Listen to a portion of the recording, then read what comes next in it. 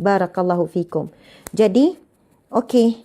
Sekarang sahabat-sahabat, saya tunjuk contoh ni dululah. Contoh kalau awak tukar ke sana saja.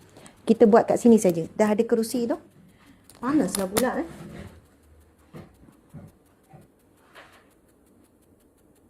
Dik.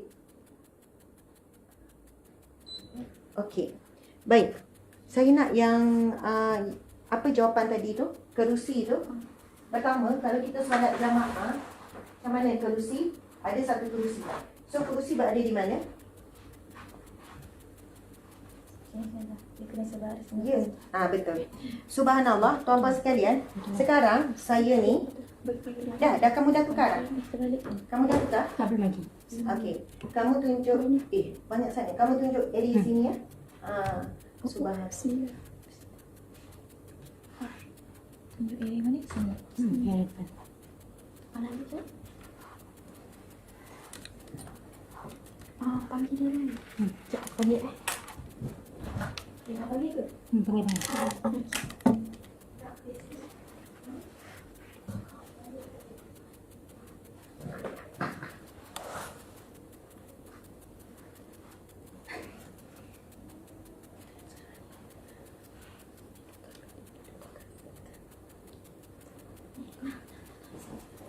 Susun cepat. Kita kasi cepat dari sini. Pura-pura je. Alas dia.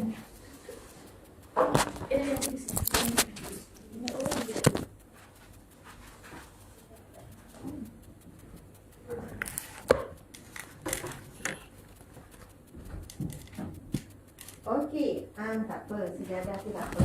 Alhamdulillah, sahabat-sahabat, ini ada ruang pejabat baru yang baru saja masuk semalam. Ni adalah bilik pejabat baru.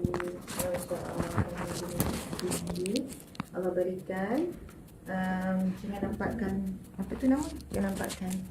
Tak apa, kita perempuan saja pun okey. Dik, kena tinggikan kau. Nak longgarkan dekat sini. Okay. Baik. Sahabat, sekarang ni contoh contoh memang. Bila solat berjemaah, ni kerusi. Bila solat jemaah, kerusi, buat lari kerusi tu. Okey. Bila solat jemaah, bukan buat lari. Kedudukannya adalah sama. Kedudukan kerusi ni dia sama dengan jemaah. Sini Fatin. Awak berdiri di sini. Fatin ni ketua PA ya. PA alhamdulillah ada 3 orang. Macam mana ni? Tak dengar suara ni? Okey, tak apa. Ginilah, kamu buka je. Tapi nanti tak sama. Okay, baik. Kamu tolong pegang. Boleh. Kita buka ni. It's okay. Kamu tolong pegang. Baik. Bila berdiri, awak berdiri macam nak solat. So, kedudukannya sama macam ni. Faham ya? Belakang kerusi ni dia sama dengan jemaah tepi ni. Lepas tu dia akan tanya, tapi Ustazah, saya berdiri boleh, cuma masa sujud je saya tak boleh. So, ketika berdiri, orang yang berdiri tu dia akan jadi macam ni. Dia jadi lebih daripada orang, daripada soft. Faham tak? Maka tidak mengapa, dan itulah kaedah dan caranya. Faham tak? Sekiranya kita buat belakang, dia tak sedar hati, dia buat belakang kursi. Nampak Dia buat belakang kursi.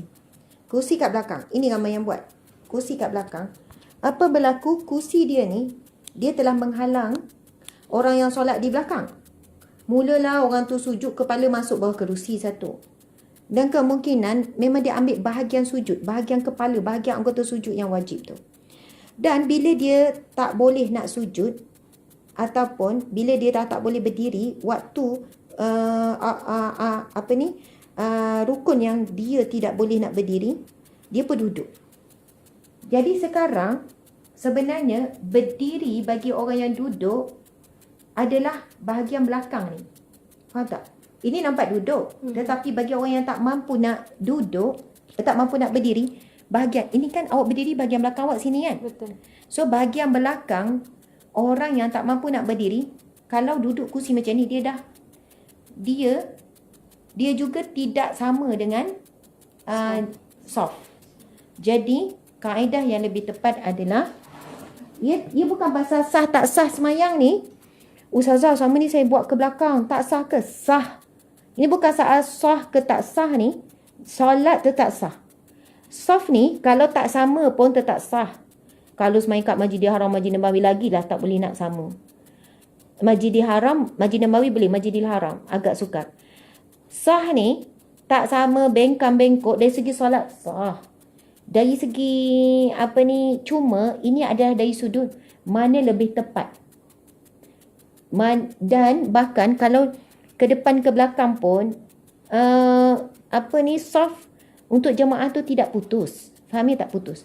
Tapi kaedah yang lebih tepat dan lebih betul adalah kalau siapa yang solat duduk atas kerusi, kerusi ni, tempat belakang ni dia sama dengan tempat ni.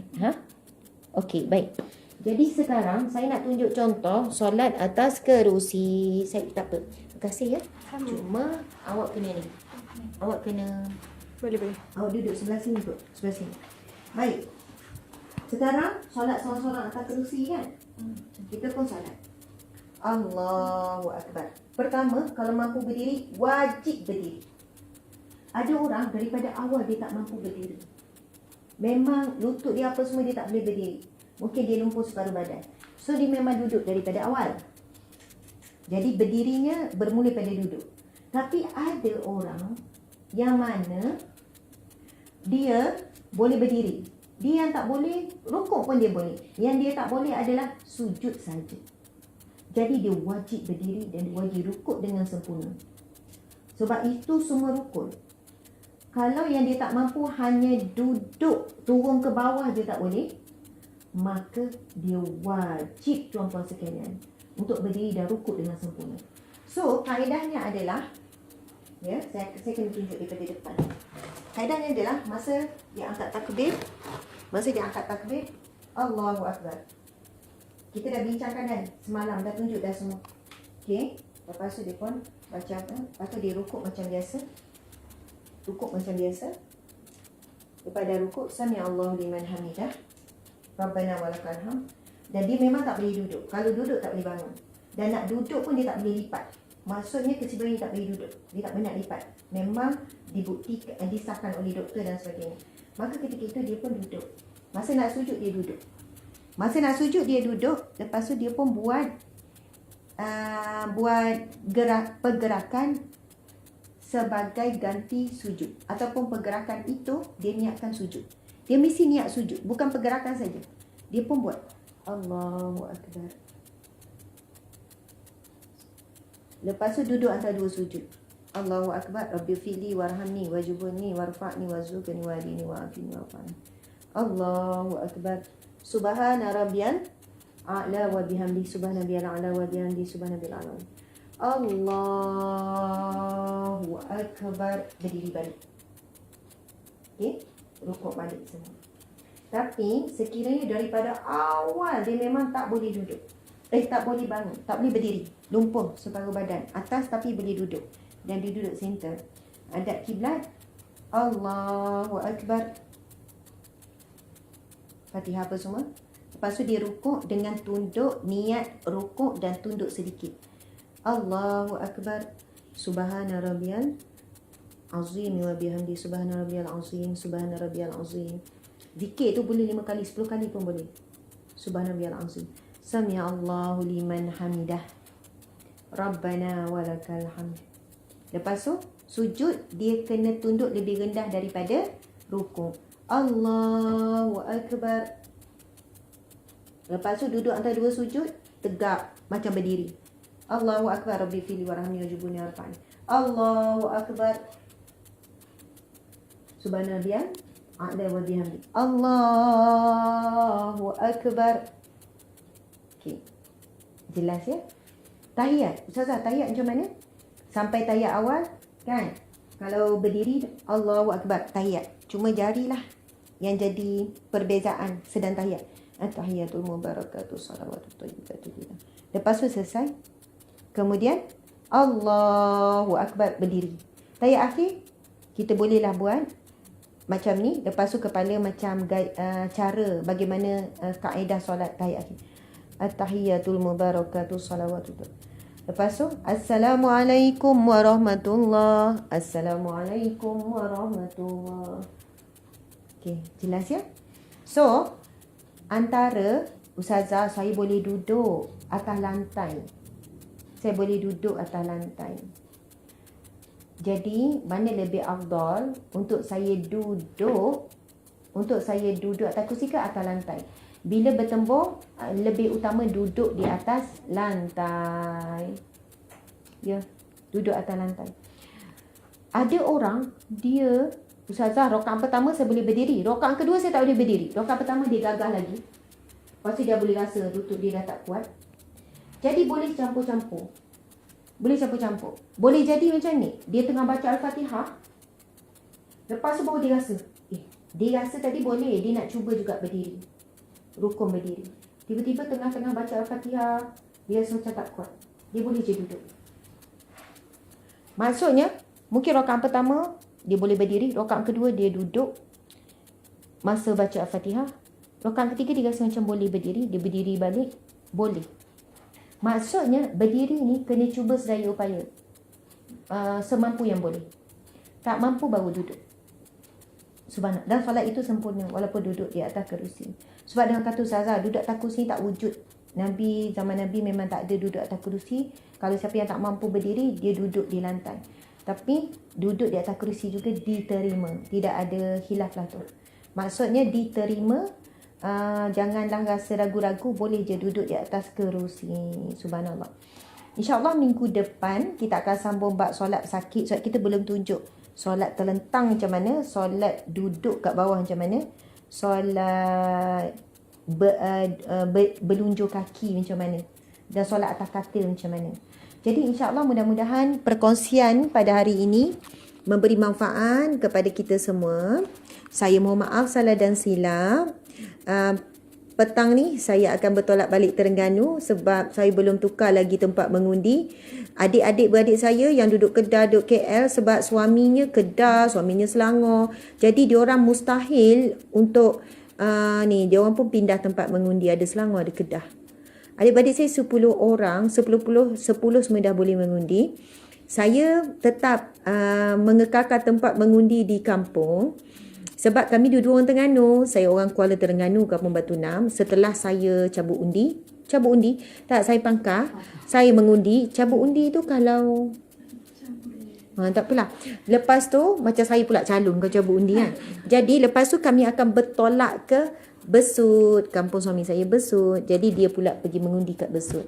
So kami ada di Terengganu hari Jumaat, hari Sabtu dan hari Ahad. Hari Ahad. Cara ibu mengandung, sahabat-sahabat, ibu mengandung ni, tuan-puan sekalian, kena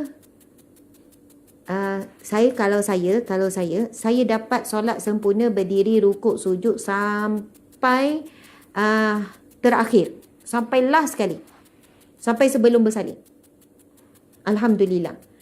Sebab baby saya semua kecil. Baby saya tak ada yang lebih daripada, tak pernah capai 3. Tak pernah. Ada yang 2.4. Oh faham? 2.6. Paling besar 2.7.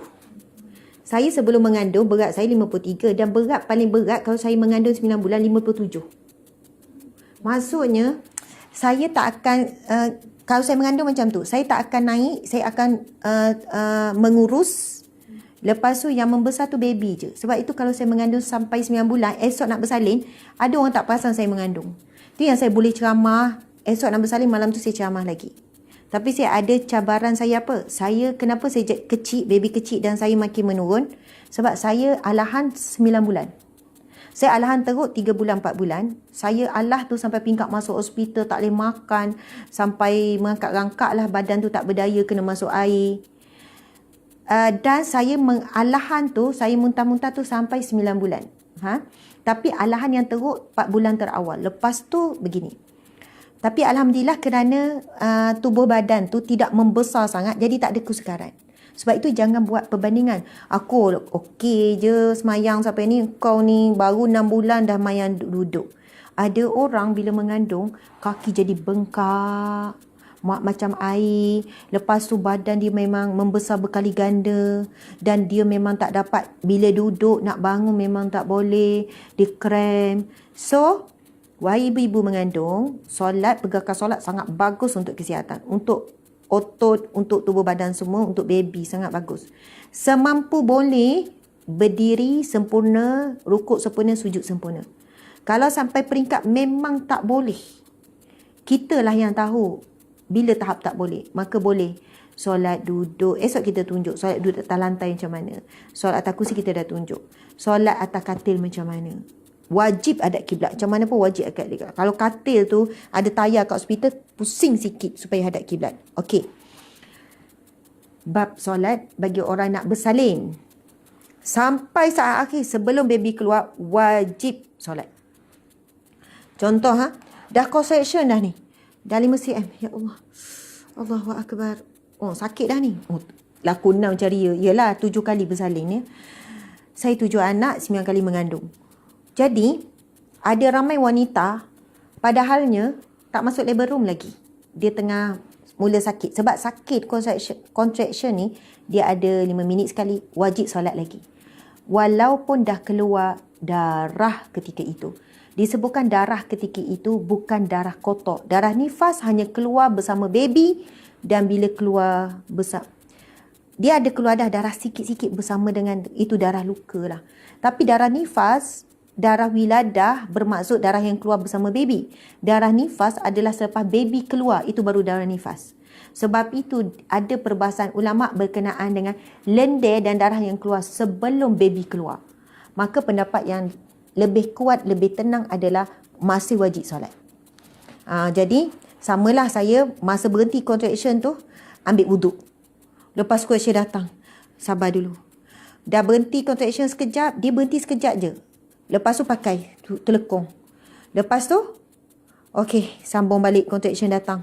Menggelupur. Saya tak pernah ambil epidural. Saya tak tahu orang bersalin epidural memang tenang, relax. Sampai tahap dah 10 cm, doktor suruh push. Dia hilang rasa sakit tu, dia hilang. Jadi, tuan-puan sekalian, saya tak berani. Padahal doktor kata, Ustazah, cubalah sekali ambil epidural. Cubalah menikmati bersalin tanpa sakit. Macam tu kan. Boleh je ambil epidural tu, tak ada masalah. Jadi, tuan-puan sekalian, tapi bila tak ambil ni, kita kena ni. Lepas tu, bila solat, antara sakit contraction dengan contraction, macam mana tu nak solat? Solatlah sesimpel-simple yang boleh. Allahu Akbar, Al-Fatihah je. Lepas tu rukuk, masa rukuk sekali je, Subhana Rabbiyal A'la. Ataupun Subhanallah je. Subhana Rabbiyal Azim, Subhana Azim je. Sami Allah liman hamidah. Masa sujud pun, Subhana. Kalau waktu yang sangat suntuk, sebenarnya kita boleh gantikan dengan Subhanallah pun. Duduk antara dua sujud, Rabbi fili tu rasa panjang, Subhanallah. Lepas tu, sebab duduk atas sujud tu memanglah rukun wajib, tapi bacaan tu sunat. Bacaan ketika duduk atas sujud tu sunat ayat, bukan sunat ayat, bukan rukun. Tapi duduk antara dua sujud tu wajib. Tapi dalam keadaan sakit, menahan sakit sangat dah ni, tiba-tiba tengah solat contraction datang, masa duduk atas dua sujud tu pun kita boleh Subhanallah. Lepas tu sujud Subhanallah. Allahu Akbar. Al-Fatihah wajib, kena baca sempurna. Lepas tu rukuk, yang lain semua ganti. At-tahiyat wajib baca penuh, tak boleh ganti. Duduk tahiyat, Subhanallah, Assalamualaikum dah. Tak boleh. Sebab tahiyat itu ada 3 rukun. Duduk tahiyat wajib, bacaan tahiyat wajib, rukun, selawat dan tahiyat rukun. Jadi, lepas tu bagi salam, rukun. Jadi, ini bukan untuk orang sakit je. Untuk orang musafir, waktu suntuk, orang yang bekerja, majikan bagi 2 minit je solat. So, memang boleh pun. Zuhur, siap 2 minit.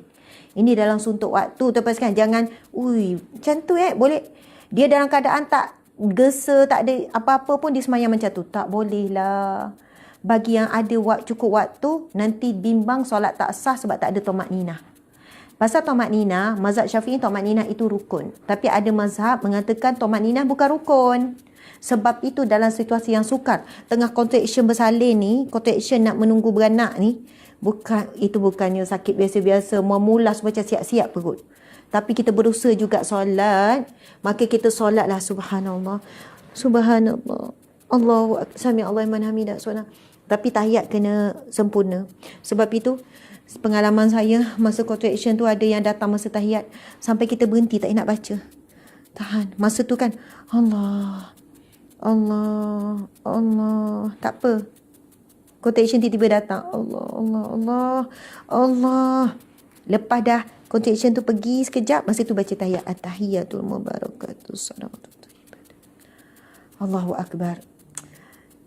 Perjuangan solat saat-saat sakit ni memang tak kira lah sakit nak beranak ke, sakit pening kepala ke, sakit apa. Kadang sakit perut datang memulas. Saya macam 2 hari lepas sakit peranakan macam jatuh. Bila peranakan jatuh, saya perasan.